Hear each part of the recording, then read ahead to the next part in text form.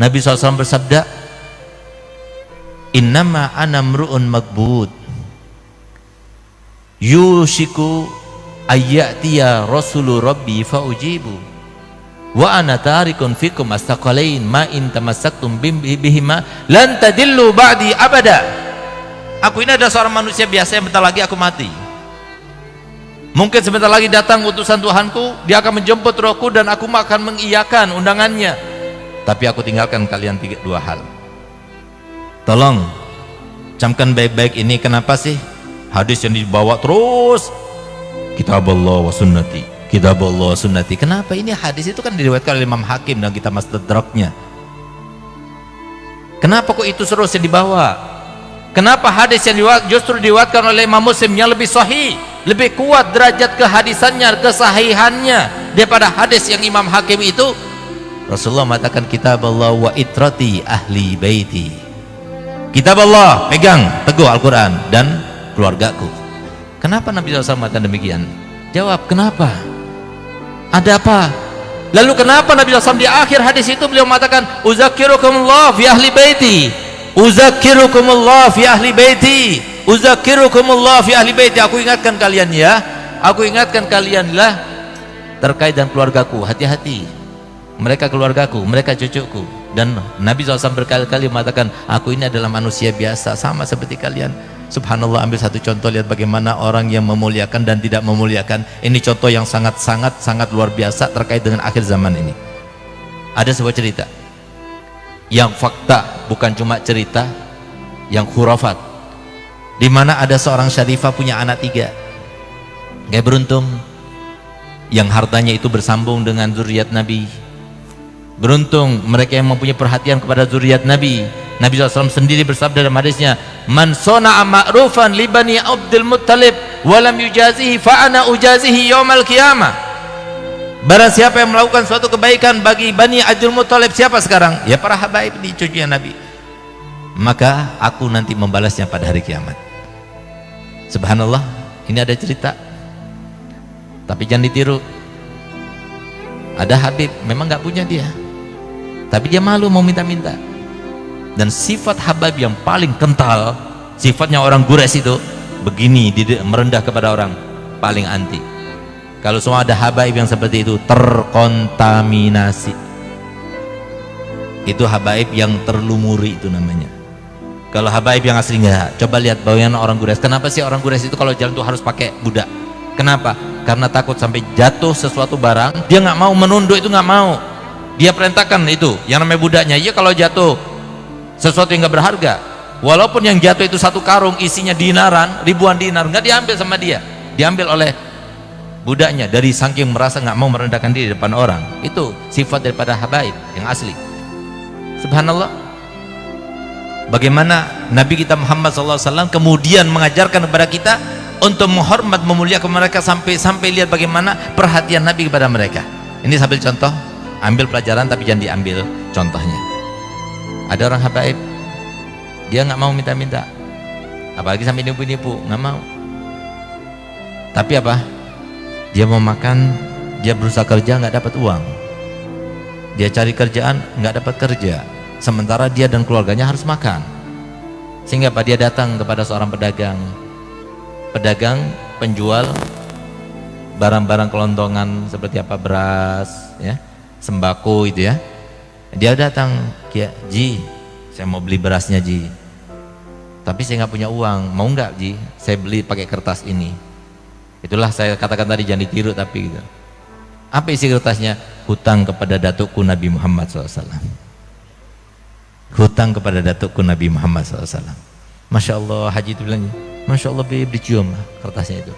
Ambil Bib, ambil. Taruh di paku. Biasa kan pedagang itu kan, notanya taruh di paku, nanti taruh lagi, nanti satu hari dihitung, tulis. Kesian deh mereka. Apalagi pas sudah capek-capek, nggak berharga lagi. Sudah capek-capek, nggak berguna lagi untuk Nabi Muhammad. Lebih kesian lagi.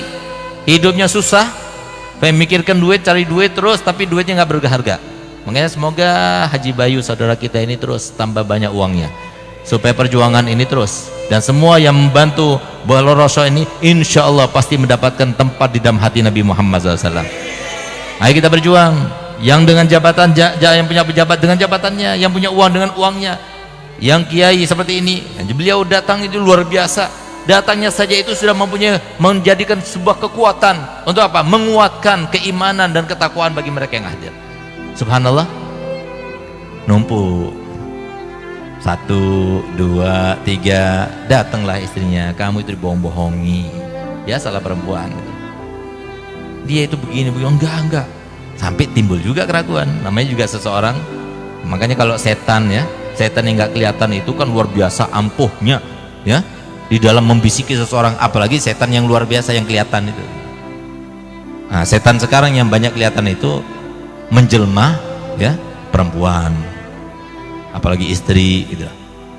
Bahkan menjelma kiai juga banyak, habaib juga banyak gitu. Hati-hati. Nah, makanya kan mereka itu bukan toladan, bukan toladan kita Nabi Muhammad. Selain Nabi Muhammad, maka ada syaratnya. Kalau mereka sesuai dengan ajaran Nabi Muhammad, toladan kita juga. Tapi kalau nggak sesuai dengan ajaran Nabi Muhammad, bukan toladan. Kenapa? Toladan kita adalah Nabi Muhammad sesuai dengan perintah Allah. Laqad kana lakum fi rasulillahi uswatun hasanah. Siapapun orang alimnya, kalau dia itu tidak berjalan sesuai seiring dengan ajaran Nabi Muhammad, bukan toladan kita, tapi Nabi Muhammad adalah toladan kita.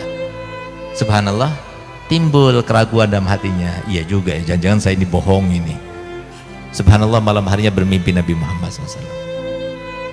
Pedagang itu bermimpi Nabi Muhammad. Coba lihat, diperhatikan Nabi Muhammad. Di dunia sudah dibalas oleh Allah, oleh Nabi Muhammad SAW. Apa kata Nabi Muhammad? Ji, kamu itu mau aku bayar di dunia apa di akhirat nanti? Sampai kamu itu meragukan saya tidak akan membayar hutangmu. Bangun tidur dalam keadaan menangis. Masya Allah, udah itu dia ambil sertifikat tokonya itu, dikasihkan sama Habib itu, isi tokonya, sak tokonya dikasihkan. Kali ada yang mau melakukan gitu, kirim ke Bangil sana, kirim ke saya gitu. Masya Allah, coba lihat, diperhatikan. Ada lagi satu cerita, ini terkait dengan akhir zaman. Hati-hati, jangan sampai kita tertipu. Makanya kenapa Allah Ta'ala mengatakan wala taghurrannakumud dunya wala yaghurrannakum billahil ghurur. Jangan tertipu dengan imamah ini, jangan tertipu dengan rida ini, jangan tertipu dengan gelar kita sebagai Habib, sebagai kiai, sebagai panutan. Jangan tertipu. Bisa jadi itu adalah sebuah triknya setan untuk menjerumuskan kita. Coba lihat bagaimana ada seorang syarifah punya anak 3, suaminya meninggal, dia nggak bisa bekerja, nggak ada warisan, sehingga kemudian karena terpaksa nggak ada yang bantu. Nah ini harusnya kita cari. Ada mereka zuriat Nabi yang dia itu mau minta malu, mau kerja, dia nggak dapat kerjaan. Nah, yang semacam itu kok dibantu, itu langsung nyambung kepada Nabi Muhammad SAW. Subhanallah, terpaksa nggak ada yang dimakan. Seorang ibu ibanya kepada anaknya, dia keluar. Yang paling mengetahui dengan ilmu terkait dengan kemuliaan dan kebaikan kan para ulama. Datanglah dia kepada seorang mufti di tempat itu, di negara itu. Tepatnya di Irak ini terjadinya. Datang mufti, saya ini syarifah zuriat Nabi, suami saya baru meninggal, saya punya anak 3 perempuan semuanya, nggak bisa kerja kami, dan nggak ada yang bisa dimakan sekarang ini. Kami ingin meminta bantuanmu, ulurkan bantuanmu untuk kami. Apa jawaban kiai? Mana buktinya kalau kamu itu syarifah? Kalau kamu menang syarifah, buktinya apa? Dia nggak bawa bukti. Nasab mungkin waktu itu Toriko apa namanya itu, Robito itu belum ada kali gitu, sehingga belum ada nasab itu yang tercatat seperti paspor sekarang ini. Sehingga apa? Ya sudah, karena dia minta bukti, dia nggak punya bukti, dia keluar. Karena dia itu terhimpit dengan rasa lapar yang luar biasa, perutnya, dia datang kepada orang Yahudi, pedagang Yahudi, tapi dia bilang, "Gol, aku ini syarifah zuriat Nabi." Polos, lugu, tapi nggak ada maksud. Yang polos sama lugu itu karena ada maksudnya. Ini nggak ada maksudnya. Akhirnya apa? Dihormati sama Yahudi itu, dikasih makan, dikasih ini. Kamu di sini sudah, tinggalnya di sini dulu, sampai kamu itu merasa enak, baru nanti kami akan carikan tempat tinggal yang layak untukmu. Tinggal di situ. Malam harinya si kiai itu bermimpi. Itu yang namanya umatnya Nabi Muhammad itu daripada mahsyar, cari syafaat, cari ini. Terus di situ ada surga, ada pintu-pintu surga, bahkan ada sebuah hotel atau sebuah rumah surga yang sangat mewah, yang sangat indah. Maka kemudian dia berharap itu adalah milik dia. Maka kemudian dia tanya kepada Rasulullah, itu milik siapa? Itu milik umatku. Aku juga termasuk umatmu ya Rasulullah. Kamu umatku? Ya, mana buktinya? Kata Rasulullah. Takutnya kita seperti itu, Pak. Mana buktinya, kata Muhammad? Mana buktinya kalau kamu umat? Ya Rasulullah, masa engkau tidak tahu aku ini adalah umatmu? Kenapa ketika cucuku datang kepadamu, kemudian dia mengaku sebagai cucuku, kenapa kau masih tidak percaya dan kamu mengatakan kepada dia dan melukai hatinya dengan mengatakan, mana buktinya kalau kamu syarifah? Ya Allah, kata-kata semacam itu sampai kepada Nabi Muhammad. Kita sudah lupa bahwasanya Nabi Muhammad SAW setiap hari Kamis sebelum amal kita dilaporkan kepada Allah Ta'ala, disodorkan dulu kepada Nabi Muhammad. Entah apa yang akan dilaporkan besok ini, hari Kamis besok, apa yang akan dilaporkan seminggu ini kepada Nabi Muhammad. Kata Muhammad, kalau aku melihat amal umatku baik, aku bersyukur, aku tersenyum karenanya. Dan semoga kita selalu menjadikan Nabi Muhammad selalu tersenyum pada kita. Tapi kalau amal yang disampaikan kepadaku, yang disodorkan kepadaku daripada amal umatku tidak baik, aku akan mintakan ampun. Dimintakan ampun setiap minggu. Kemudian begitu kepada cucunya Nabi Muhammad, begitu perhatiannya kepada cucu Nabi Muhammad. Subhanallah, coba lihat, hanya kata-kata saja tapi diingat oleh Nabi Muhammad. Kalau kita ini, Pak, ini saya punya anak ini, dia sebetulnya nggak mau ikut, tapi saya biasa pergi sama anak saya supaya dia itu keluar, ada PD dan sebagainya. Kalau semua tadi dihormati, dimuliakan sama Haji Bayu, saya senang. Tapi kalau semua saya datang sudah diundang Haji Bayu, begitu anak saya datang disengkat kakinya jatuh tersungkur, kira-kira saya mau nggak diundang lagi sama Haji Bayu? Nggak bakalan mau saya. Itu kenapa? Nggak bakal saya mau balas karena saya punya ilmu. Tapi kan saya kecewa, Masya Allah Haji Bayu, setiap saya mulai khutbah pasti saya doakan panjang lagi doanya, anak saya dijatuhkan begitu. Kan kecewa saya, itu saya. Bagaimana dengan Nabi Muhammad? Subhanallah, coba lihat. Kemudian apa? Dia bangun dari tidurnya dalam keadaan menyesal. Lalu apa yang lakukannya? Dia pergi ke toko Yahudi itu, orang Yahudi itu. Dia bilang, ada syarifah di sini, gal, iya. Serahkan padaku. Kenapa harus aku serahkan padamu? Dia itu, aku bantu dia. Gal, pokoknya serahkan padaku. Gal, tidak, saya tidak akan serahkan dia. Saya muliakan dia, walaupun dia tidak seagama denganku, saya muliakan dia. Sudah, serahkan pada saya akan berikan harta yang banyak kepadamu. Gal, tidak, saya tidak akan berikan. Kenapa? Ketahuilah bahwasanya surga yang kamu lihat di dalam mimpimu itu kata Nabi Muhammad, itu adalah untukku. Berkat perhatian kepada Nabi Muhammad, seorang Yahudi yang keluar daripada Islam, tapi Nabi Muhammad datang kepadanya, dan berkatnya dia itu perhatian pada cucunya, sampai kemudian dapat hidayah. Berkat apa? Perhatiannya pada cucunya Nabi Muhammad SAW. Ini orang alim, ini kiai, ini mufti, tapi lihat bagaimana perlakuannya kepada cucu Nabi Muhammad. Hanya seperti itu, minta bukti, nggak langsung percaya, sampai melukai perasaannya Nabi Muhammad. Bagaimana kalau sampai memfitnah? Bagaimana kalau sampai menghujat? Bagaimana kalau sampai menggibah? Bagaimana kalau sampai membunuh karakternya dan sebagainya? Na'udzubillah. Apa tidak akan hancur? Padahal Nabi SAW telah bersabda, qaddimu Quraisyan wa la tataqaddamu wa illa fatahlaku, kata Nabi Muhammad. Hendaknya dahulukan Quraisy, utamakan orang Quraisy. Jangan kamu itu mendahului mereka, jangan jadikan mereka itu saingan. Kalau itu kamu lakukan, jangan salahkan kalau akhirnya kamu binasa. Sehingga kita lihat sekarang banyak para kiai, orang alim, minta maaf, yang hilang karismatiknya, tidak diikuti oleh pengikutnya. Bukankah itu sebagai bentuk balasan daripada apa yang diucapkan oleh Nabi Muhammad SAW? Harusnya mereka yang paling cinta pada zuriat Nabi, mereka yang dikenal dengan ilmu, mereka yang paling tahu dengan ilmu.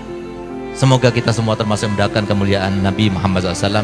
Semoga kita termasuk dicintai oleh Nabi Muhammad SAW. Semoga kita termasuk yang benar-benar menjalankan perintah Nabi, bahwa saya mendidik anak-anak kita dengan 3 hal: mencintai Nabi Muhammad, mencintai keluarga Nabi Muhammad, dan juga mencintai Al-Quran. Ya Allah, jadikanlah kami termasuk yang perhatian kepada 3 hal itu, sehingga anak-anak kami termasuk yang selamat daripada fitnah akhir zaman. Ya Allah, selamatkanlah kami semua ya Allah. Jangan biarkan kami keluar di tempat ini kecuali masing-masing di antara kami telah bermimpi Nabi Muhammad SAW dalam tidurnya sebelum meninggalnya, sehingga nanti di akhirat dia akan berjumpa dengan Nabi Muhammad SAW sebagaimana beliau bersabda, man ra'ani fil manam fasayarani fil yaqda. biar apapun yang melihatku dalam tidurnya, maka pasti dia akan melihatku dalam keadaan nyata. Ya Allah, berikan kenikmatan itu kepada kami semua ya Allah. Jangan biarkan keluar dari kami kecuali mereka semua yang termasuk dicintai oleh Nabi Muhammad SAW. Ya Allah, jadikanlah, selamatkanlah kami, selamatkanlah keluarga kami, selamatkanlah keturunan kami, selamatkanlah seluruh kaum muslimin siapapun mereka ya Allah, daripada fitnah akhir zaman, fitnah politik, fitnah jabatan, fitnah dunia, fitnah perempuan, fitnah keluarga, fitnah segala macam fitnah ya Allah. Selamatkan mereka ya Allah, karena kami ingin berkumpul dengan mereka semuanya ya Allah, berkumpul bersatu padu